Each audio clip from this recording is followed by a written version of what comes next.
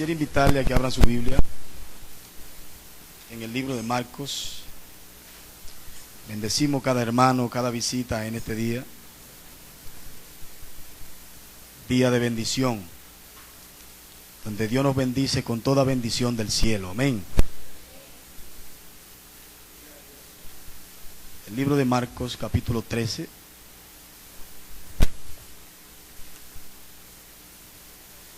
Versículo 31. Fíjese que me puse a pensar, hoy íbamos a tratar la definición de lo que era la diferente manifestación de los nombres de Dios. Y una palabra llegó a mi mente y he traído el tema, hermano, la palabra de Dios para todos.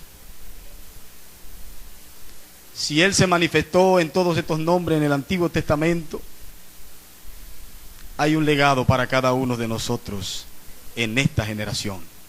Amén.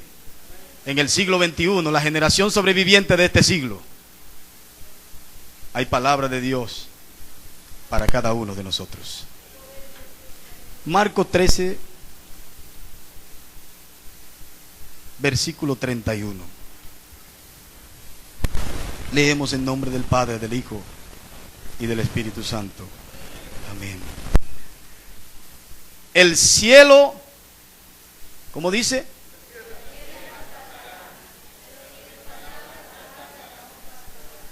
Yo quisiera que repitamos, hermano, esto. El cielo,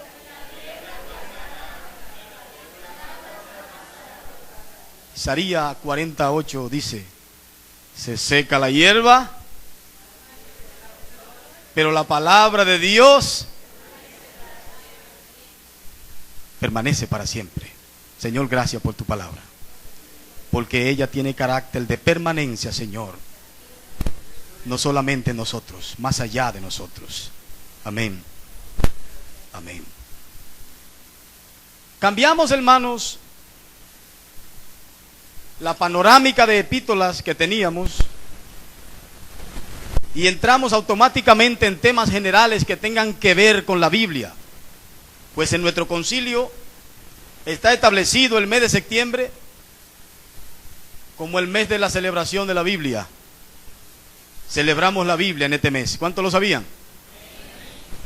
Pero internacionalmente también, el último domingo del mes de septiembre, se celebra el Día de la Biblia. Y yo pregunto, ¿necesitamos un mes? ¿Necesitamos un día para celebrar la palabra de Dios? Estas fueron las cosas que me inquietaron. Y decidí tomar este texto porque consideré de vital relevancia en lo que quiero expresarle en el día de hoy. Pues ya hemos leído en la palabra de Dios, en el versículo 31 del capítulo 13, que la palabra de Dios ha sido sembrada en nosotros. Porque terminará todo, acabará todo, y la palabra de Dios permanecerá. Y como diría textualmente, el cielo pasará. ¿Pero qué es el cielo? El cielo es la esfera superior que vemos más arriba de nosotros. Y desde ese lugar, lo que vuelan en el aire pueden ver la tierra. Pero hay sentencias para el cielo. Y la sentencia no la dicta el hombre, la dicta aquel que dice que es el principio y que Él creó todo. Dice, el cielo pasará. ¿Eso lo dice quién? Elohim, el Dios creador.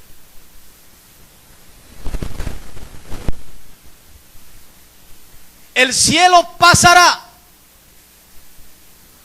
Y también dice, la tierra pasará.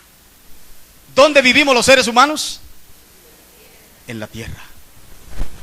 Aquel que creó el cielo y la tierra dice, ellos pasarán. ¿Saben qué tenemos en la tierra? La tierra ha sido el planeta que Dios ha acondicionado para que cada uno de nosotros vivamos en él. Y en ese planeta que vivimos, Dios ha permitido que la naturaleza fluya de manera extraordinaria, jugando un papel de purificación para todos los humanos, todo lo que respira. Pero más que eso, Dios crea las expansiones, crea las aguas. Y todo lo que subsiste debajo de las aguas y arriba fue creado ¿por quién? Satanás no ha creado absolutamente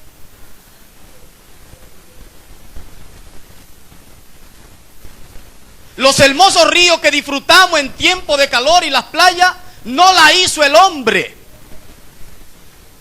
El acotejo que le han dado los seres humanos llamado resort es algo sencillo frente al Edén que Dios preparó para el hombre.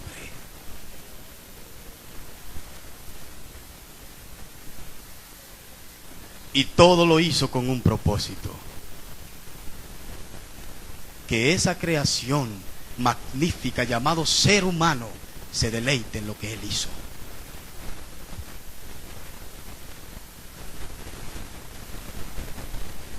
La tierra al pasar de los años ha ido evolucionando. Tenemos mega construcciones en ella. Pero también en ella florece el pecado. Y crece a los niveles más altos de nuestra sociedad. Y la sentencia del cielo dice: esa tierra que contemplamos hoy pasará. Y más allá de la tierra pasarán todo lo que vivimos en ella. ¿Lo sabían? Los que no quieren morirse, sépanlo hoy. Todos no moriremos, salvo aquellos que estarán vivos para cuando Cristo venga.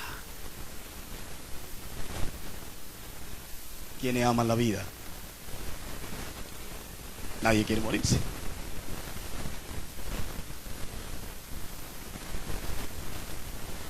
Pero este sistema de cosas que vemos, en breve ya no existirá. Y en el lenguaje de Pedro, ¿ustedes saben qué es lo que él dice? Que por la palabra de Dios fue constituido el universo. Constituido. Por la palabra de Dios fue hecho todo el universo, en su comprensión de cielo y tierra. Y ese mismo que lo hizo, ahora también da sentencia. Todo esto pasará. Pero me agrada, hermano, saber que al final del versículo 31 hay una palabra también que se cuela. Así como pasa el cielo y pasa la tierra, la palabra que Dios dio de su boca tiene carácter de permanencia. Pasará el hombre, pasará el cielo, pasará la tierra, pasará todo lo que hay sobre ella, pero la palabra del Dios nuestro permanecerá para siempre.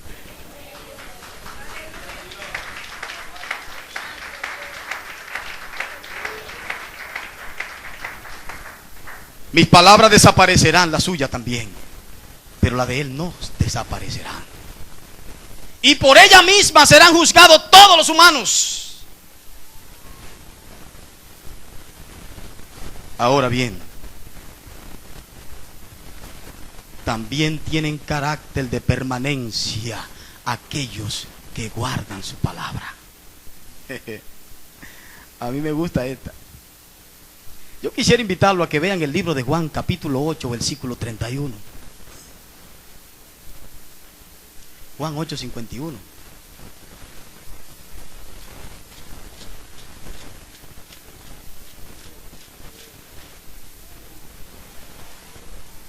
Juan 8, 51, oigan lo que dice.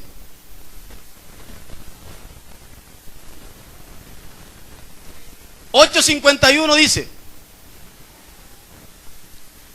hablando de la preexistencia de Cristo, oigan lo que dice. Cristo es la palabra que encarnada. Oigan qué dice. De cierto os digo que el que guarda mi palabra nunca, absolutamente nunca verá la muerte. Algunos hermanos se pusieron contentos, porque los que estaban asustados porque no querían morirse, de repente tienen un aliento.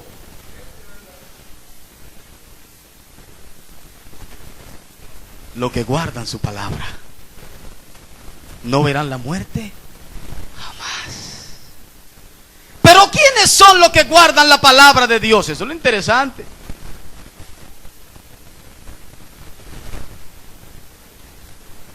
El que guarda la palabra de Dios es el que se mantiene fiel a sus principios.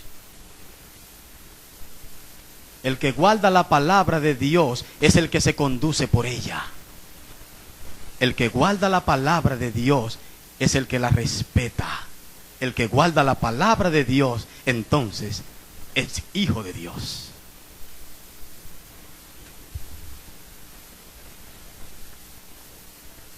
Pero ¿cómo será posible entonces que los que guardan esa palabra no verán muerte jamás? Aquí entramos entonces a lo que es la inmortalidad del creyente. Se cumple el propósito inicial de Dios con el hombre. Dios no hizo al hombre para que muera. Y aquí vuelve y ratifica. En base al nuevo nacimiento, el que guarda su palabra después de nacer de nuevo no morirá jamás. ¿Saben por qué? Porque el verdadero creyente que guarda la palabra de Dios no muere. La Biblia enseña que ha pasado de muerte a vida. Entonces Cristo dijo: yo soy la resurrección y yo soy. Y si yo soy la vida, el que ha pasado de muerte a vida, entonces no muere. Es increíble.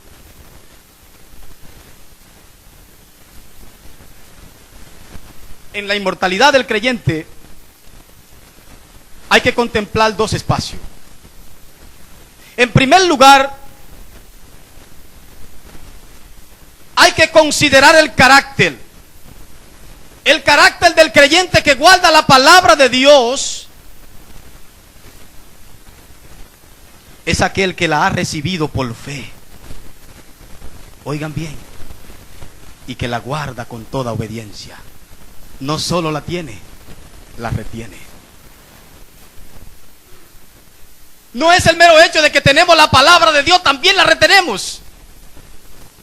Y si retenemos la palabra de Dios, entonces esto significa que Dios es nuestra guía. Y si Dios es nuestra guía, andaremos derecho por cualquiera de los caminos que tengamos que transitar. Amén, hermanos. Gloria a Dios. El otro espacio es el privilegio del creyente. Así como tenemos que considerar el carácter, tenemos que ver el privilegio que tiene el creyente por el hecho de haber guardado la palabra de Dios. Y en este privilegio, lo que tenemos aquí en el versículo 51 es que aquellos que guardan su palabra no verán la muerte jamás.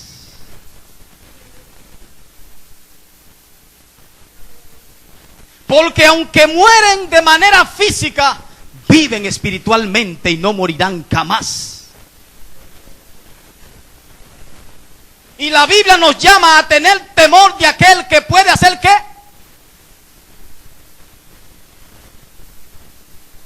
Destruir todo nuestro cuerpo, nuestro espíritu y todo. Porque Él es quien da la vida. Y como Él da la vida, entonces ¿a quién debemos temerle?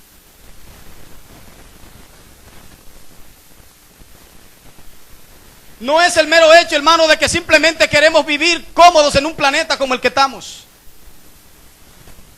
Se trata de que en este planeta Dios ha establecido reglas y leyes. Y en estas leyes que dirigen nuestro mundo, que dirigen el sistema, que dirigen nuestro planeta, hay una alternativa de vida. Y esa alternativa de vida se llama palabra de Dios.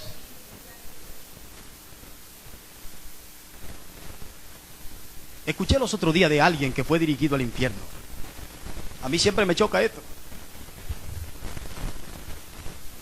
Porque resulta y viene a ser que cuando testifica, enseña, no sé si porque pertenece a alguna ideología, de esas ideologías cerradas, testifica que vio allá a Michael Jackson quemándose.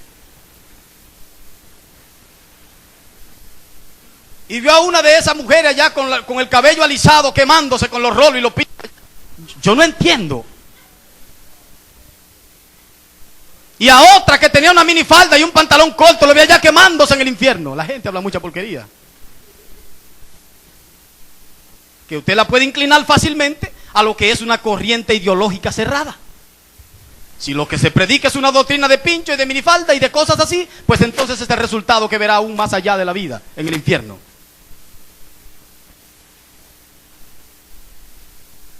La palabra de Dios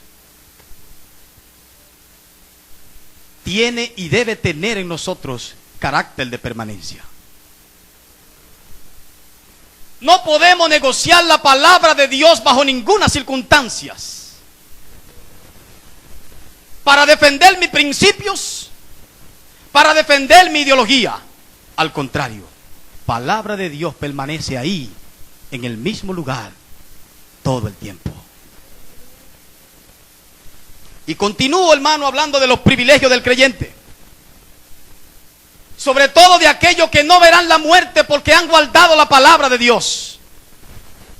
Los sobrevivientes posiblemente de la era cuando Cristo venga serán aquellos, los que serán arrebatados estando en vida, serán aquellos que han sido guardadores de la palabra de Dios en ese tiempo. Yo espero no estar ahí en ese espacio, a menos que sea que Cristo venga mañana.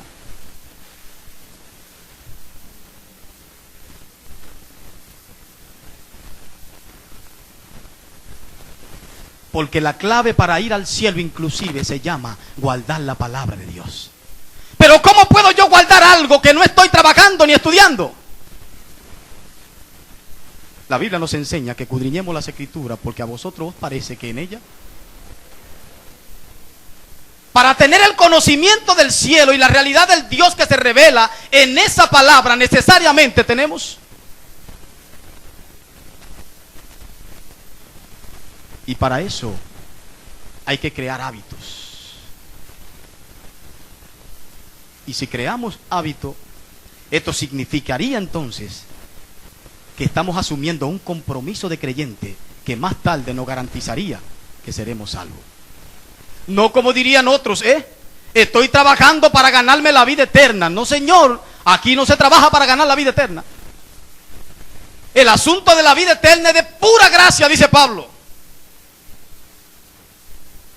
Es de misericordia. Entonces, frente a eso, es importante que dentro de ese compromiso entendamos que hay que declarar y crear disciplina a la lectura de la palabra de Dios. Pues ya escuché de un hombre que era conocido por lo buen cristiano que él era.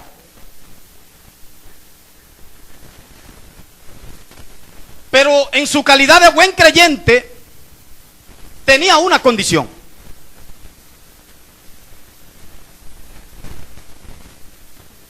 La condición era que todo lo que se llamaba palabra de Dios, así como el joven rico, lo había guardado y lo había atesorado en su mente. Y cuando una vez se aparecieron uno de estos evangélicos medio volados a la casa, le dijeron, vamos a compartir un texto de las Sagradas Escrituras. Era conocido como el mejor teólogo de la congregación. Un hombre, mire, que cuando se expresaba era algo extraordinario. Y cuando el hombre fue a buscar su Biblia, que le dijo el hermano que fue a visitarlo, para que compartan un texto, tuvo que ir a la cocina y buscar un paño húmedo. Y con ese paño húmedo, agarrar esa pobre Biblia que estaba tan, pero tan empolvada, para quitarle el sucio. A mí me parece. Si tenemos costumbre de leer la Biblia, se supone que por lo menos la parte de arriba debe estar limpia. ¿Verdad que sí? Esta fue la sorpresa que se encontró. Pero ¿de dónde que se alimenta? Surge la otra palabra. Porque ni modo. Si de aquí es que surge todo lo que él sabe, entonces ¿cómo se expresa que la tiene abandonada en la misma casa? Que este mes, hermano, sirva para que nosotros reflexionemos y pensemos que más allá de las ocupaciones que tenemos, hay que dedicar tiempo de calidad para estudiar las sanas escrituras. Y estudiarla no simplemente porque yo debo estudiarla. Estudiar la palabra de Dios, porque ahí os parece que está la vida eterna. Y comprendamos entonces así que de la única forma que el creyente puede volverse inmortal es a través de la palabra de Dios. La palabra de Dios te garantiza vida. La palabra de Dios te garantiza vida. ¿Alguien me escuchó? Pero para eso yo tengo que conocerla. Si yo conozco palabra de Dios, entonces esto significa que yo estoy seguro en Él. Y si yo estoy seguro en Él, no le temo a la muerte. Aquí es peligroso. Hace mucho tiempo que inclusive en el mundo creyente corre la información de nosotros le tenemos miedo a la muerte. Aquí, hermano, hay gente así. Parece que no. Parece que no. Usted se va a morir mañana. ¿Se asustó?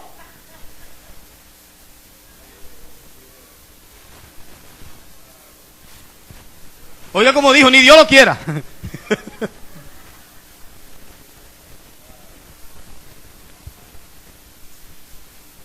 Pero la verdad es, hermano, que nosotros, los que guardamos la palabra de Dios, no debemos tener temor ni siquiera a la muerte.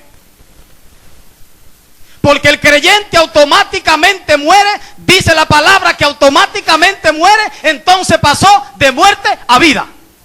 Entonces la vida es el espacio que Dios nos permite para que después que muramos veamos la vida plenamente en Él, en su presencia. Pero para eso hay que morir.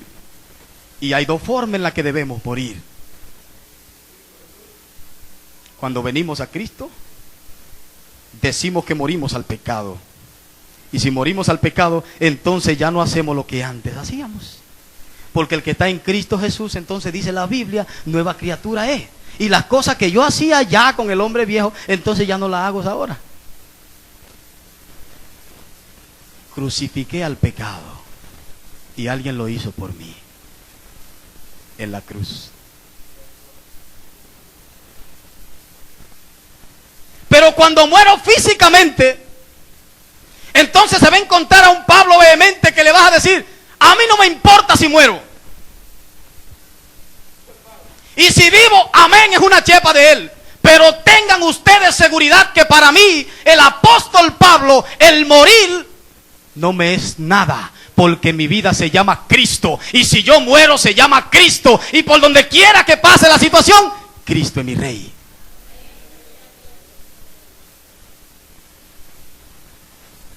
Dice Pablo, para mí el morir es ganancia. Nunca va a descubrir el tesoro de la muerte hasta que no muera. Te vas a dar cuenta de la realidad que tú profesas hoy, más allá de la vida. cuando muera físicamente. Se dará cuenta entonces que hay un Dios fiel que ha guardado su palabra por encima del tiempo y ellas no pasarán. Qué buena es la vida, ¿verdad que sí? Pero guardar la palabra de Dios es mejor. Disfrutar la vida es buena, porque todo lo que Dios hizo fue para eso. Pero acordarse de que alguien nos hizo y que de alguna manera en algún momento de nuestra historia nos veremos frente a Él es mucho mejor todavía. Corremos de balde sobre la tierra si no hacemos un stop y decimos, tengo que dedicar un espacio de calidad, no solamente en este mes de septiembre, a la Biblia, a la palabra de Dios. Tenemos un tremendo flagelo. En el mundo evangélico celebramos la Biblia, pero hay un gran porcentaje estadístico que nos enseña que posiblemente un 70% de la población que lee la Biblia en el mundo creyente no entiende ni siquiera una cuarta parte de lo que lee. Esto es grande. ¿Saben por qué? Porque cuando yo entiendo lo que leo, entonces esa palabra viene siendo, mire, viene siendo como en un tiempo de calor, un vaso de agua fresca.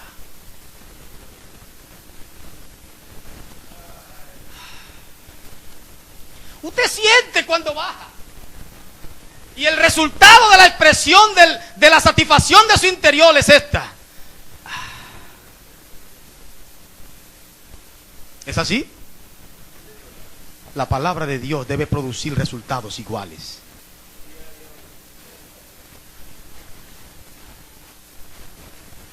Cuando dedicamos espacio para la palabra de Dios, los resultados que nos traerá serán beneficiosos, serán buenos, serán saludables. Ahora bien,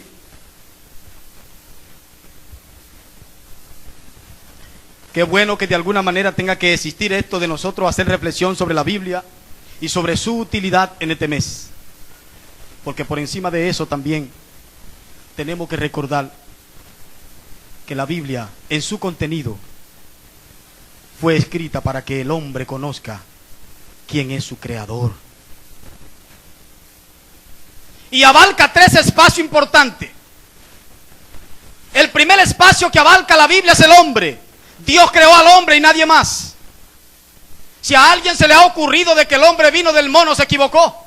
Porque entonces el mono no ha seguido reproduciéndose y nosotros seguimos para adelante.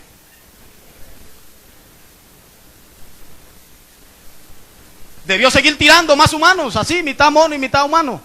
O como ellos lo tiran en la evolución. El género humano sigue para adelante y los monos hay que cuidarlos porque se extinguen. Especie que puede caer en la extinción. Preservarlo y nosotros. La estadística que tenemos sobre el hecho es el caso que le voy a mencionar. Cuando 100 personas mueren, ¿cuántas nacen?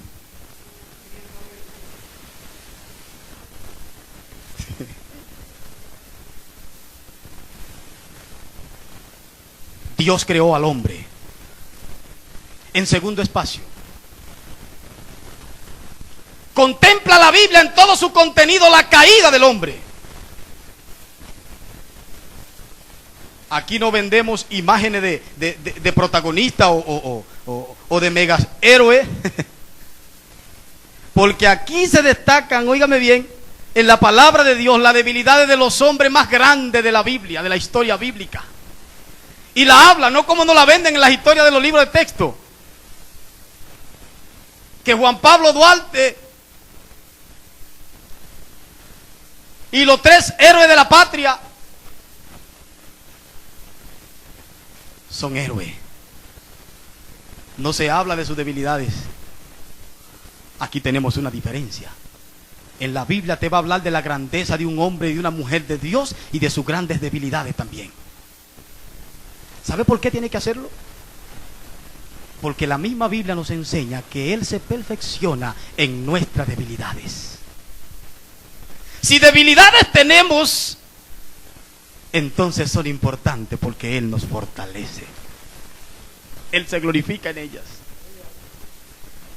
Y el último espacio, la redención del hombre. Estos son los temas generales que abarca todo el contenido bíblico. El hombre, su caída y su redención. Y en este espacio de redención, entonces lo que nos lleva a la comprensión nuestra es el hecho de que hubo alguien que vino. Fue anunciado proféticamente y vino y murió en la cruz. Para que esa caída que nos derrumbó de manera terrible, ahora se convierta en una bendición para el reino. Una vez caímos, pero una vez alguien dijo: no los dejaré porque son mi criatura, iré a ellos, los redimiré, iré a la cruz del Calvario, no importa el precio, alguien lo hizo por nosotros.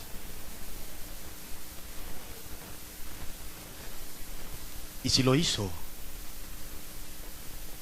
es porque ese que lo hizo tiene por nombre Rafa. Si las debilidades del pecado nos enfermaron, entonces Jehová Rafa dice: yo te sano.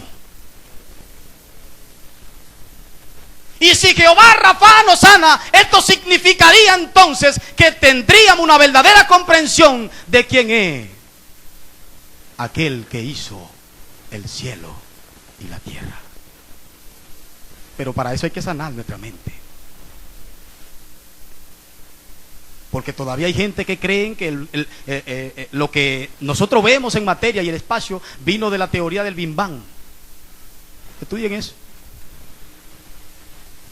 Así mismo, Big Bang.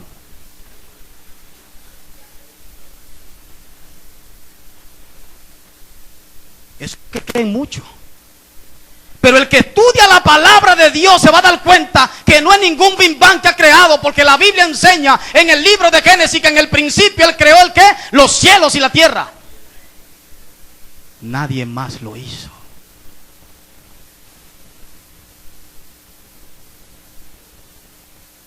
Y no solamente nos hace, nos ve en nuestra caída y baja a la cruz a redimirnos. Y de ahí entonces el texto que tenemos que decir siempre: si tú eras débil, ahora tiene que decir que tú eres fuerte. Porque el poder de Dios se perfecciona en nuestras debilidades. Y si su poder se perfecciona en nuestras debilidades, entonces somos fuertes. Queridos hermanos,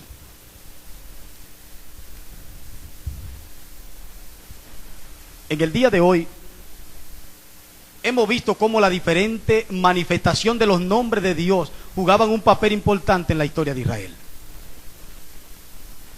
Y cómo en cada espacio que tenían ellos que vivir, tenían que llamar a Dios por uno de esos nombres que iba a representar su socorro en una determinada situación. ¿Quieren que le diga algo? Cualquier israelita, por torpe que sea, está entrenado para conocer todos los nombres de Dios en su idioma.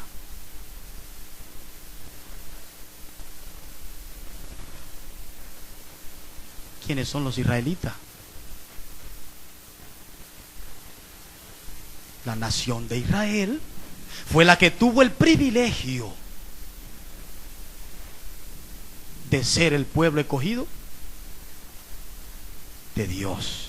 Y a través de ello entonces conocemos al Dios que se revela. Porque en la simiente de Abraham es que somos benditas todas las naciones de la tierra. ¿De dónde era Abraham?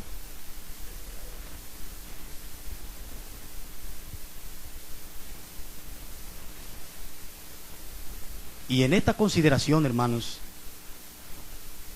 entonces se hace importante que nosotros también, como hijos nacidos de nuevo, hijos que hemos nacido de nuevo, consideremos que debemos tener también plena conciencia, como se habló hoy, de lo que son las diferentes manifestaciones de los nombres de Dios en cada espacio de nuestra vida. Conocerlo es importante. Esto no para volver los nombres de Dios como si fuera algo de sortilegio o que fuera hiciera magia, no. Así no lo vio el pueblo de Israel. Lo que pasa es que el agradecimiento del pueblo era tan sobrenatural que en cada espacio no encontraban cómo describir a Dios, porque el Dios al que ellos le creían en cada situación, ellos veían también su mano poderosa y milagrosa. Nosotros también la veremos.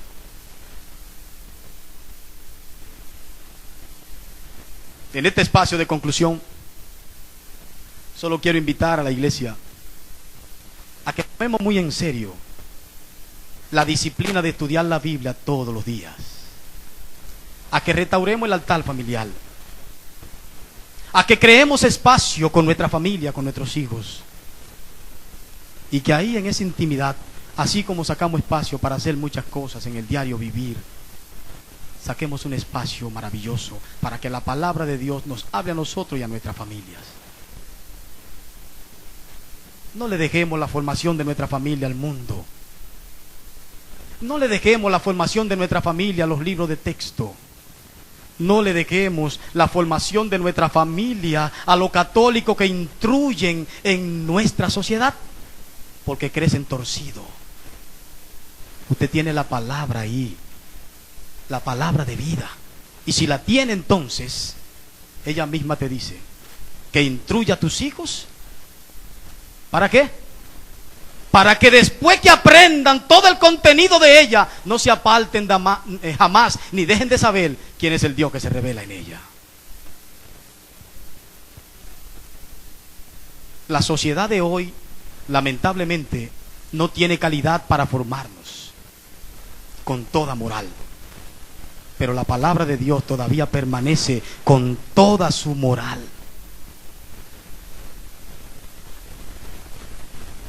Y yo sé, hermanos, que en algún momento de la vida caemos en descuido y no podemos dedicar un tiempo de calidad con lo que es la palabra de Dios en el entorno familiar, porque a veces nos arropan los afanes.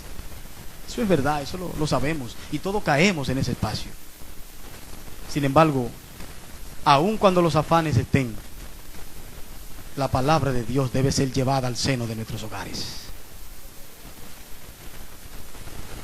Y con esto termino.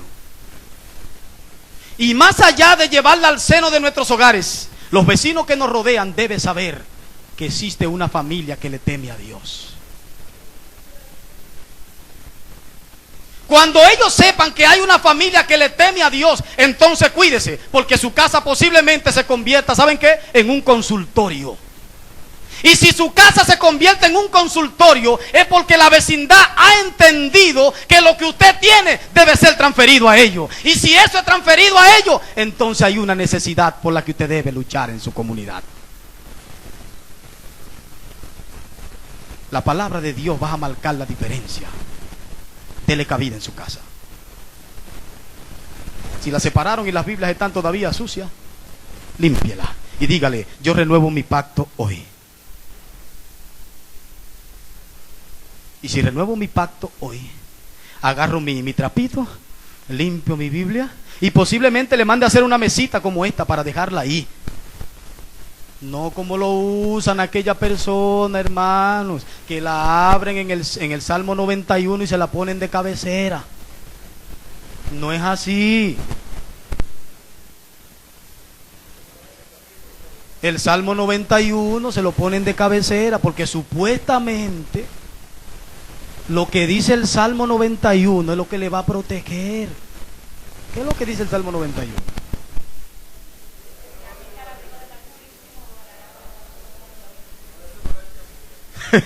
Eso es lo que no entienden ellos.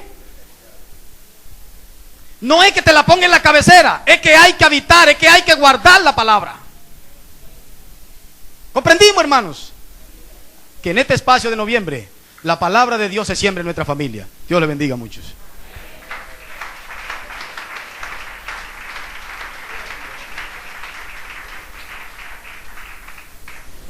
Hermana Ibelice nos despide en oración en esta hermosa tarde.